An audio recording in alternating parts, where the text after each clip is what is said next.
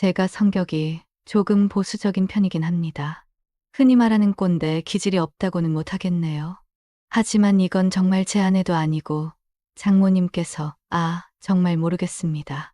제가 미쳤다고 수근거리시겠죠? 하지만 정말 답답한 마음에 익명의 힘을 빌려서라도 어딘가에 털어놓고 싶었습니다. 제 아내, 이름은 은수라고 하겠습니다. 은수를 처음 만난 건 S전자 반도체 사업부에서 근무할 때였습니다. 제가 스카이 중케이대 출신이라 은근히 잘난 척하는 경향이 있다는 건 인정합니다. 하지만 사실 저도 별반 다를 것 없는 평범한 사람입니다. 운 좋게 좋은 대학에 진학했고 남들처럼 대기업에 취직해서 쳇바퀴 굴리는 삶을 살고 있었죠. 아무튼 당시 은수는 생산직 사원이었습니다. 처음에는 은수에게 전혀 관심이 없었습니다. 솔직히 말씀드리자면 저 같은 남자가 결혼하려면 최소한 같은 스카이 아니면 비슷한 정도는 나와야 한다는 쓸데없는 자존심을 가지고 있었거든요. 그런데 이게 웬걸 은수 그 친구가 알고 보니 정말 반전 매력을 가진 여성이었던 겁니다. 일단 외모가 정말 제가 아이돌 이런 거에 열광하는 스타일은 아닌데 은수를 처음 봤을 때 정말 아이돌인 줄 알았습니다. 청순가련 스타일 있잖아요. 하얀 피부에 긴 생머리, 게다가 키도 170cm의 모델 뺨치는 몸매까지 정말 감탄밖에 나오지 않았습니다. 하지만 단순히 얼굴만 예쁜 게 아니었습니다. 마음씨는 또 얼마나 착하고 여린지 게다가 할 말은 야무지게 하는 당찬면도 있었습니다. 그때부터였던 것 같습니다. 제가 은수에게 완전히 빠져버린 게 주변에서는 말이 많았습니다. 고졸의 생산직 사원이랑 사귄다고. 심지어 저희 어머니께서는 제 손가락을 부러뜨리겠다고까지 하셨습니다. 하지만 저는 은수를 포기할 수 없었습니다. 은수도 저를 좋아했고 결국 저희는 결혼에 골인하게 되었습니다. 이제 장모님 이야기를 하지 않을 수 없겠네요. 처음 은수네 집에 인사를 드리러 갔을 때가 아직도 생생합니다. 은수 어머니께서 은수랑 똑 닮았다는 이야기를 들었던 터라 속으로 그래도 나이가 있으시니 은수보다는 성숙한 분이시겠지라고 생각했었습니다. 그런데 세상에 현관문이 열리고 제 눈을 의심했습니다. 어머, 오셨어요? 은수 기다리고 있었어요. 제 앞에 서 계신 분은 방금 드라마 촬영을 마치고 나온 여배우라고 해도 믿을 정도로 아름다운 여성분이셨습니다. 나중에 알고 보니 미용실 원장님이시더군요. 어쩐지 스타일이 남다르시다 했습니다. 네. 안녕하세요. 저는 그냥 벙찐 채로 어버버거리면서 어머님 손에 이끌려 거실 소파에 털썩 주저앉았습니다. 은수는 옆에서 싱글벙글 웃고 있었고 장모님께서는 따뜻한 차를 내주시면서 이것저것 물어보셨는데 솔직히 무슨 말씀을 하셨는지 하나도 기억나지 않습니다. 그냥 눈앞에 있는 아름다운 두 여인을 번갈아 쳐다보느라 정신이 하나도 없었습니다. 어머, 우리 사위 얼굴 빨개졌네. 은수야, 에어컨 좀 틀어줘. 괜찮아요, 어머니. 제가 워낙 열이 많아서 그래요. 아니에요. 사위 첫 방문인데 신경 써야지. 은수 너도 참. 장모님께서는 은수를 타이르는 척 하시면서 제 손등에 살짝 손을 얹으셨습니다. 순간 온몸에 전기가 흐르는 것 같았습니다. 이건 말도 안 돼. 속으로 몇 번이나 되뇌었는지 모릅니다. 결혼 전 우리 연애 이야기를 안 할 순 없겠죠. 연애는 쉽지 않았습니다. 아니, 정확히 말하면 은수가 너무 숙맥이었습니다. 처음에는 은수의 화려한 외모 때문에 남자 경험이 많을 거라고 생각했습니다. 하지만 제 착각이었죠. 은수는 남자친구는 고사하고 썸 한 번 제대로 타본 적 없는 모태솔로였던 겁니다. 손을 잡기까지 무려 3개월이 걸렸습니다. 3개월 동안 데이트하면서 손 한 번 제대로 못 잡아보고 겨우 손끝 스치는 정도가 전부였습니다. 처음에는 은수가 저를 시험하는 건가 싶기도 했습니다. 하지만 은수의 눈빛, 행동 하나하나에서 진심이 느껴졌습니다. 은수는 정말 순수했고 사랑에 서툴렀던 겁니다. 우리의 연애는 마치 초등학생, 아니 유치원생의 풋풋한 짝사랑 같았습니다. 2년 동안 이어진 연애의 기간 동안 진도는 제자리 걸음이었고 저는 점점 지쳐갔습니다.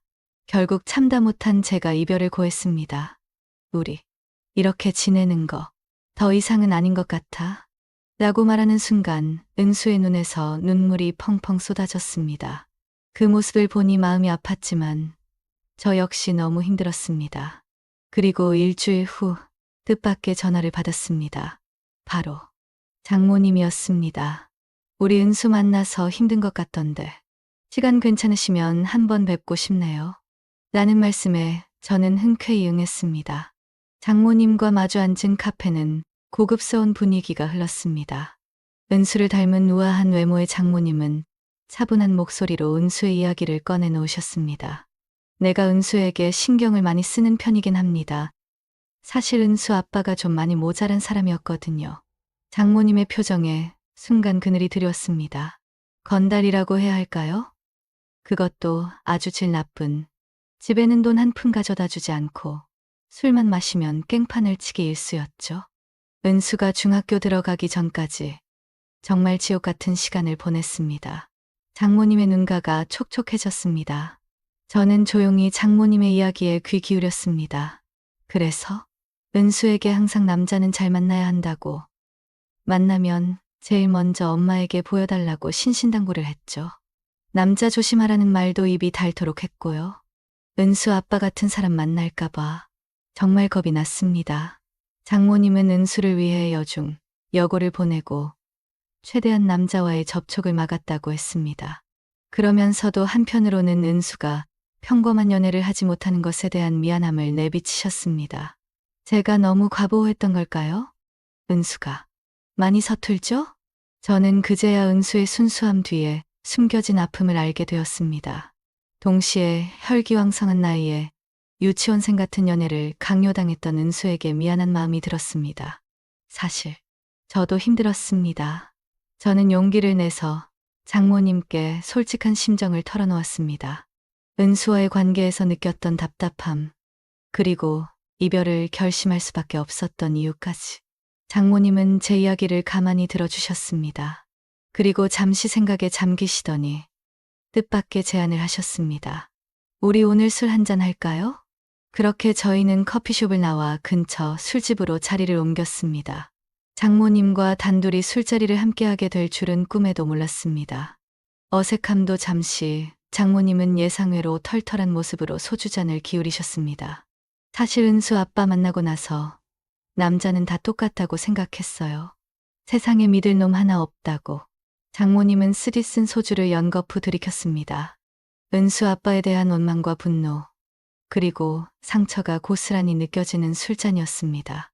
저는 조용히 장모님의 이야기에 귀 기울이며 맞장구를 쳐드렸습니다. 그런데 우리 은수 이야기를 들어보니 당신은 좀 다른 것 같기도 하고, 장모님은 살짝 취기가 오른 듯 볼이 발그레해진 채 저를 바라보았습니다. 은수가 당신 이야기를 할 때면 눈에서 꿀이 떨어지더라고요. 처음 보는 표정이었어요.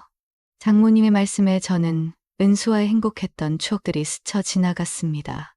비록 주변 사람들이 보기에는 유치하고 답답한 연애였을지 모르지만 저희는 나름대로 서로를 아끼고 사랑했던 시간들이었습니다. 은수는 순수하고 착한 아이예요. 세상 물정 모르는 바보 같지만 그래서 더욱 소중한 아이죠. 장모님의 목소리에 깊은 애정이 담겨 있었습니다.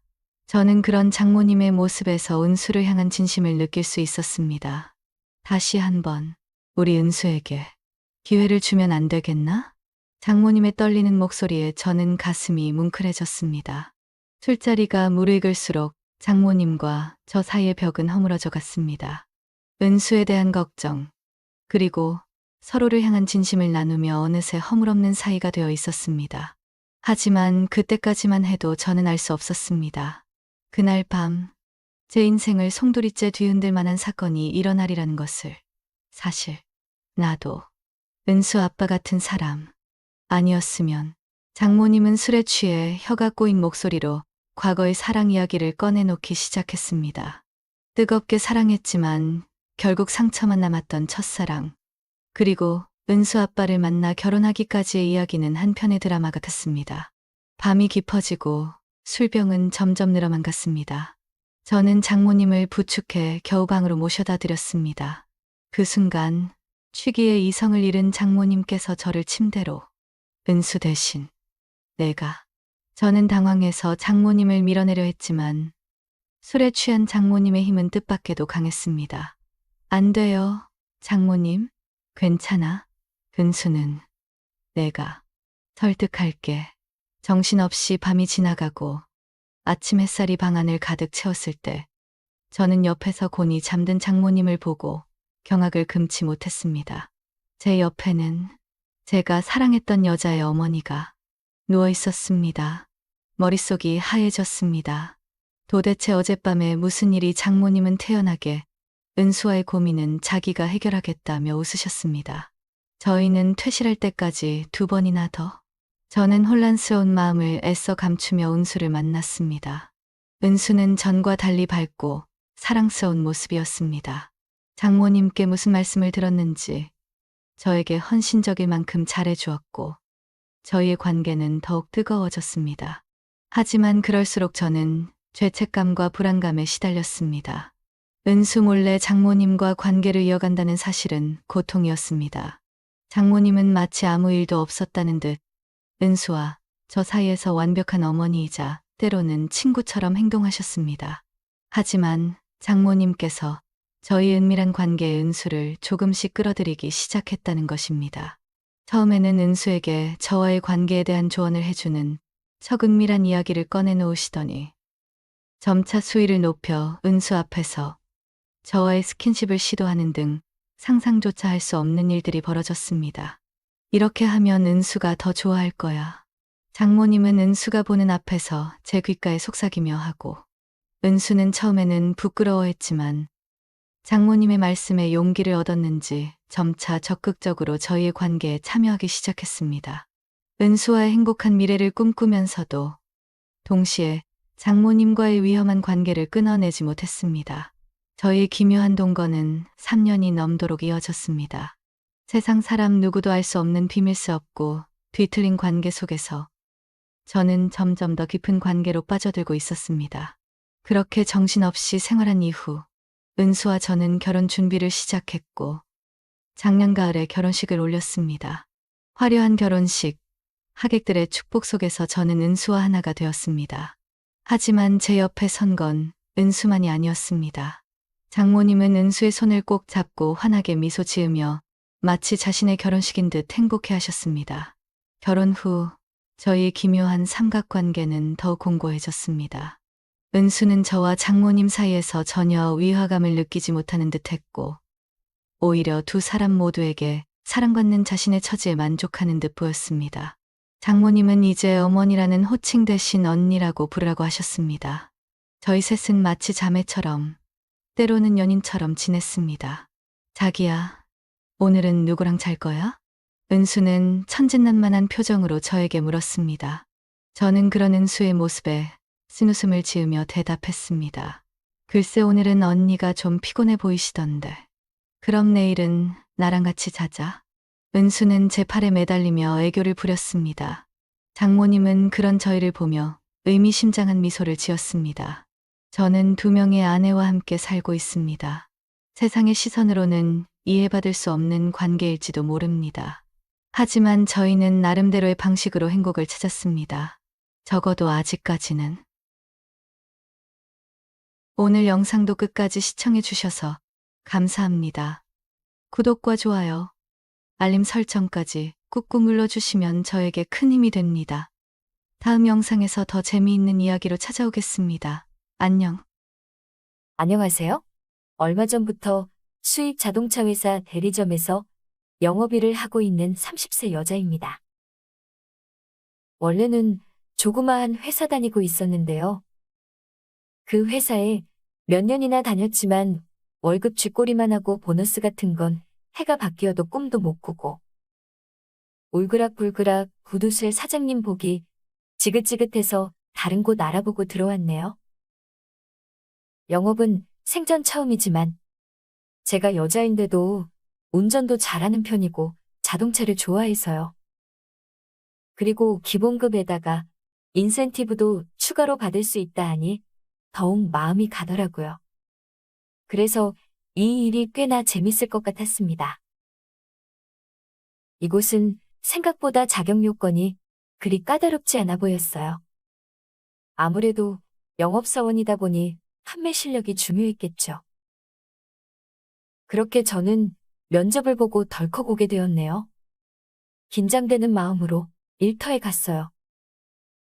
가자마자 반짝반짝 끝내주는 수입 자동차 몇 대가 저를 반겨주었습니다. 제 것은 아니어도 가까이서 볼 수 있고 타보기도 할 수 있으니 뭔가 대리만족이 되더라고요. 얼른 벌어서 제 걸로 만들고 싶어졌어요. 제가 들어가니 한 여직원분이 제게 인사했어요. 주희 씨? 김선미 주임입니다. 반가워요? 네, 잘 부탁드립니다, 주임님. 자, 여러분, 이제 회에 들어갑니다. 이리 오세요. 몇 명의 사원 중에 그 주임님이 계셨는데 깔끔한 유니폼에 지적인 모습까지 멋져 보이더라고요. 회의를 마치고 저는 저보다 3달 먼저 들어왔다는 동갑인 여자 사원과 친해지게 되었어요. 그래서 밥을 먹으러 같이 나왔어요. 휴, 실적이 없어서 큰일이네. 처음 한 달까지는 일을 배우는 기간이기도 하고 마음에 여유가 있었는데 시간이 갈수록 불안해진다야. 저기 김 주임님처럼 판매왕이 되면 얼마나 좋겠니? 김 주임님? 판매 실적이 좋으시구나? 뭔가 비결이 있으신 거 아니야? 당연히 있겠지. 고객님들을 그렇게 친절히 잘 챙겨주는 것 같더라고. 근데 할인도 많이 넣으면 우리들이 남는 게 없을 텐데. 주임님은 그렇게 할인 적용도 많이 해주시더만 판매할 때마다 가방이 새로 바뀌시는 것 같던데? 우연인가? 판매 실적이 좋다는 김 주임님이 영업을 잘 하시는 것 같아 보여서 배우고 싶더라고요. 그래서 일하면서 몰래 김 주임님을 눈여겨봤습니다. 지켜봤는데 다른 사원들과 큰 차이는 없어 보였어요. 왜냐하면 다른 직원들도 열심히 잘하거든요. 그런데 왜 그리 판매 실적이 좋을까 궁금증이 생기더라고요. 여자 사원이 적긴 한데 커리어 우먼 같고 멋지시지만 그렇다고 김 주임님이 그렇게 미모가 빼어난 것도 아니었고 제 눈에는 평범해 보였거든요. 어느 날 일 끝나고 직장 동료와 시내에서 같이 저녁을 먹기로 했어요. 저희 둘은 밥을 먹고 옷가게 구경도 하면서 시간을 보내고 있었어요. 오, 주희야 저것 봐. 저기 우리 회사 신모델이다. 오, 그러네. 어? 근데 저거 얼마 전 김 주임님이 판매하신 차량 아니야? 어? 그 흰색 차 맞는 것 같은데? 멀리서 보이는 그 차는 얼마 전 저희 대리점에서 김 주임이 판매하신 차가 분명했어요. 국내에 몇 대 안 들어온 신차이고 새로 넣은 옵션까지 똑같았어요. 마침 유리창을 내리고 가고 있길래 저와 동료는 쭉 쳐다봤어요. 그 고객님 맞으시네. 근데 옆에 누구야? 김 주임님 아니야?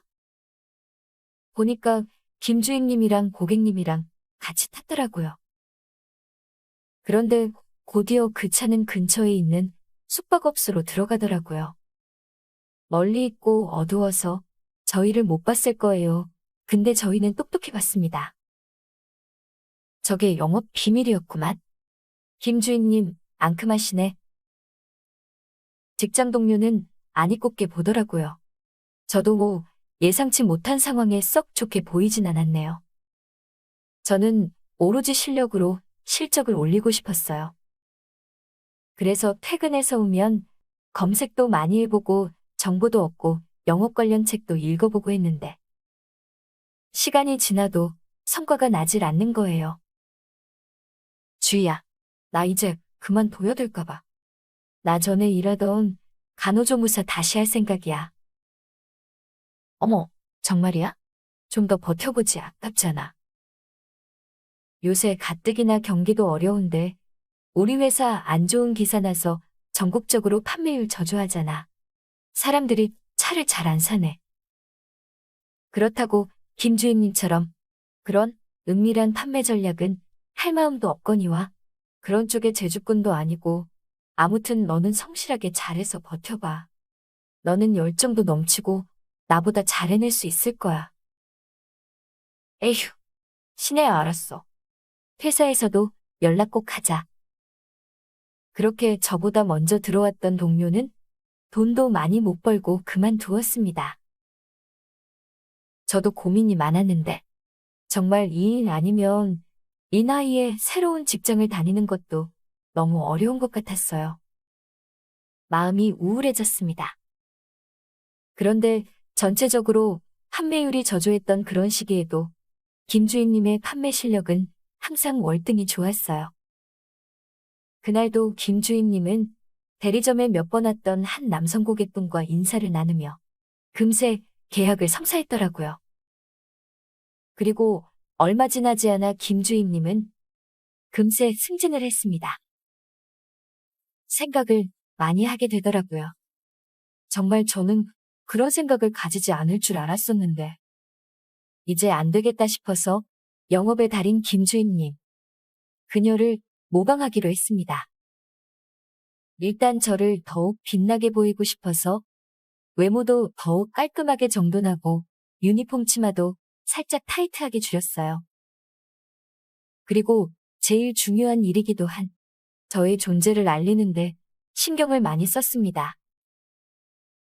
고객님들께 연락도 자주 하고 여자친구는 아니었지만 여자친구가 된 것처럼 애교 섞인 문자도 보내고 기프트콘도 보내면서 제가 그 고객님들에게 언제나 가까이 있는 여자란 걸 어필하였습니다. 그리고 저를 보았다가 다시 매장을 찾은 고객님들에게 웃음을 흘리고 은근슬쩍 터치도 하면서 저만의 사인을 보냈습니다. 그때 저희 사인을 읽고 눈치를 챈 한 40대 남자 고객님이 말했어요. 주희 씨, 이 차가 너무 사고 싶은데, 응? 뭔가 2% 부족하네요. 저는 옵션은 더 이상 필요 없고 주희 씨 같은 여자와 데이트 한번 하면 그 부족함이 채워질 것 같은데 주희 씨 어떤가요? 고객님, 저로 인하여 이 차의 품격을 높일 수 있다면 저는 좋습니다. 오, 주희 씨?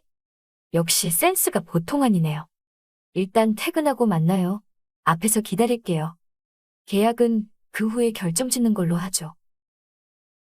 그렇게 퇴근을 하고 저보다 10살은 많아 보이는 그 고객님과 그분의 차를 타고 저와 으슥진 곳에 갔는데 오랜만에 남자와 단둘이 그런 곳에 가니 마구 긴장이 됐어요. 그 남자 고객님은 기다렸다는 듯이 급하게 저를 대했어요. 사랑도 없이 치르는 일은 아름답지는 않았어요. 뭔가 허무감이 들기도 했고요. 그치만 한 번, 두 번이 어렵지. 몇 번 하다 보니 저도 익숙해지더군요. 또 언제부터인가 그걸 즐기고 있는 제 자신을 보게 되더라고요. 그리고 제 통장의 숫자가 점점 느는 걸 보니 뿌듯함이 가득 생기더군요. 태어나서 돈이 그렇게 많이 쌓이는 건 처음이었어요. 그렇게 얼마 지나지 않아 저는 주임직으로 직급을 달 수 있었고 제가 좋아하는 저희 회사 자동차도 손에 쥘 수 있었어요. 시집갈 나이이기도 하고 그 바람에 엄마 아빠는 결혼 안 하냐고 자꾸 물어보는데 저는 지금 이 일에 푹 빠져서 아직 결혼 생각이 없네요. 그리고 솔직히 지금 남자친구를 사귀기에는 제가 양심에 걸리네요. 그냥 영업 잘해서 돈 많이 모아놓은 다음 퇴사하고 그때는 여행도 다니고 그냥 그렇게 저 혼자 골드미스로 살고 싶은 마음이네요.